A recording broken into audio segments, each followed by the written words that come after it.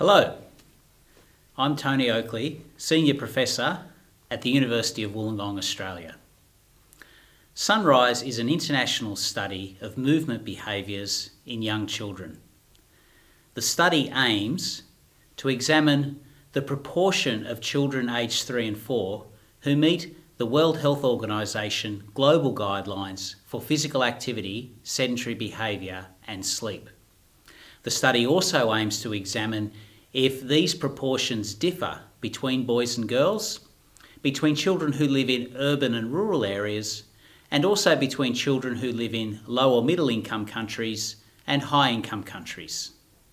The study also has a focus on building capacity among researchers and research teams within countries in the area of movement behaviours, with the ultimate goal of developing a global network of researchers who are interested in examining these behaviours. The study is led by an international leadership group comprising researchers from around the world. To date, there are 38 countries involved in the Sunrise study, of which 24 are low or middle income countries. Countries who are interested in being involved in Sunrise commence with the pilot phase of the study. In the pilot phase, countries are required to collect data on 100 children, 50 from an urban area and 50 from a rural area within their country.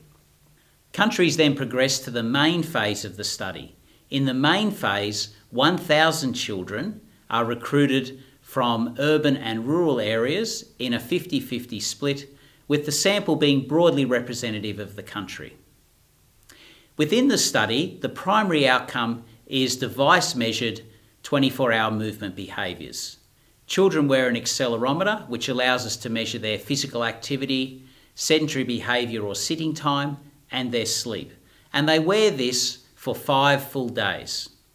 Other outcomes that are collected include height and weight, which allows us to determine the proportion of children who are overweight, underweight or obese, motor skills and executive functions. We are particularly interested to see how movement behaviours are related to these important health and developmental outcomes. In addition, the study uses a social ecological model to examine the factors that might influence movement behaviours. These include important aspects to do with climate change, urbanisation, globalisation, and national and regional policies, in addition to parent and family and broader community level correlates. To participate in the Sunrise study, countries should consult the Sunrise study website and contact one of the research team here at the University of Wollongong. We will then be in touch to explain the study and what the requirements are for countries who wish to participate. Generally speaking, this will involve countries being in a position to be able to collect the data and to be able to recruit the sample for the pilot study. The Coordinating Centre at the University of Wollongong will be able to provide support for each country in the collection of the data, and we will help countries in being able to process and analyse this data and give this data back to you so that you can use it for your own purposes within your country. Movement behaviours are critically important for young children to reach their health and developmental potential.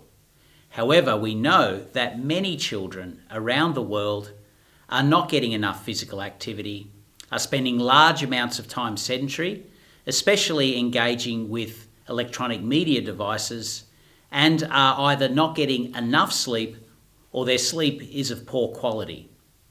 This is concerning, and particularly we do not know the impact that urbanisation, globalisation and climate change is having on children's movement behaviours. This is where a study such as Sunrise is important to be able to provide the evidence needed to make informed decisions about the health for young children. An important outcome of the Sunrise study is to build capacity within each participating country.